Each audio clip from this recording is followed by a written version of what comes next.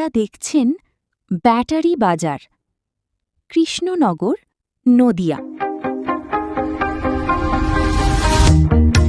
Welcome to Battery Bazaar.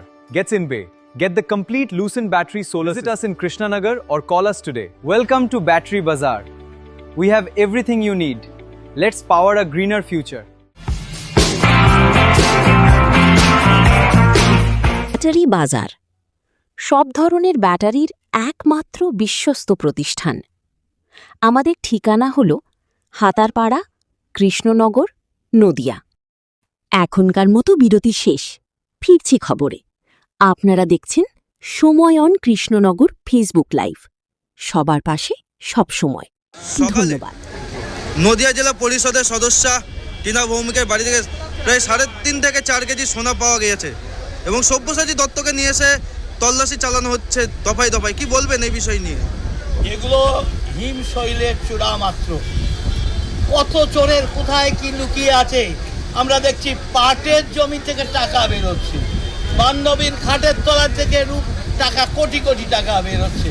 তাই এগুলো সামান্য নমুনা মাত্র। বহু চোর আছে পঞ্চায়েত স্তর থেকে তৃণমূলের সর্বত্র লুটে পুটে খেয়েছে। একে একে জনতা তাদের বিরুদ্ধে অভিযোগ করছে। আমি বলবো পচা ডিম না দিয়ে আইনের মাধ্যমে তাকে শাস্তি দিন, কারণ এই ডিমের কালচারটা একদিন বুমেরাং হয়ে যাবে।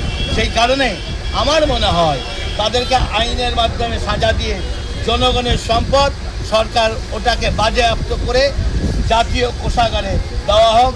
জনগণের পিছিয়ে পড়া মানুষের তাদের উন্নয়ন হোক। সেই অর্থে বামপন্থীরা বলছে যে কিছু তৃণমূল যারা চুরির সাথে যুক্ত ছিল তারা ভালো তৃণমূল সে যে এখন বিজেপিতে ঢোকার চেষ্টা করছে, সেটা আপনারা প্রশ্রয় দিচ্ছেন। বিষয়টা কীভাবে বলবেন? দেখুন, সবাই ঢুকবে, আইনের মধ্যে। কেউ যদি বলে আমি বিজেপি করি, বিজেপির মিছিলে গিয়ে ঝান্ডা ধরে সামিল হয়ে যায়, কেউ তাকে মেরে তাড়িয়ে দিতে পারে না। তাই বামপন্থীরা হতাশায় বলছে নিজেদের অস্তিত্ব নেই, দেশের বিরোধিতা করে মানুষকেও গ্রহণ করেনি, সারা জীবন ওরা দেশের সঙ্গে গদ্দারি করছে। তাই বিজেপির দোষ ধরার জন্য এই কথা বলছে। বিজেপির কেউ তো ছিল না, কংগ্রেস থেকে এসছে, কমিউনিস্ট পার্টি থেকেই এসছে। তা আমরা নেতৃত্ব দিই ভালো মানুষকে, আমরা মানুষকে খুঁজি, আর সেই কারণেই মানুষ গড়ার কারখানা আমাদের মধ্যে আছে। তাই আমরা আজকে টিকে আছি। আর বামপন্থীরা শুধু নিন্দাই করবে, চলবে না, ভেঙে দাও, গুড়িয়ে দাও, আজকে তাদের চিহ্ন না।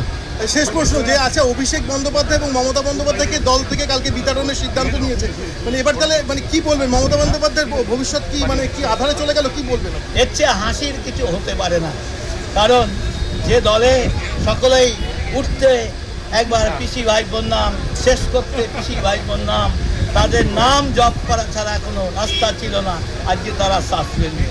এটাই কে বলে ধর্মের কল বাতাসে নড়ে, পাপ বাপকেও ছাড়ে না। তাই আজকে অত্যাচার করেছিল 21-এর পরবর্তী, অবশ্যই কে না জানে চুরির সমস্ত কাটমানি কোথায় যায়? কালীঘাটে যায়। আজকে এই যারা চোর হয়েছে কাদের প্রশ্রয়ে হয়েছে? সব চোরের প্রশ্রয় হচ্ছে কালীঘাট, পিসি ভাইপো। তাই আজকে যদি মূল অপরাধী তাদেরকে এখনো বাইরে দেখতে পাচ্ছে কেন জনগণ?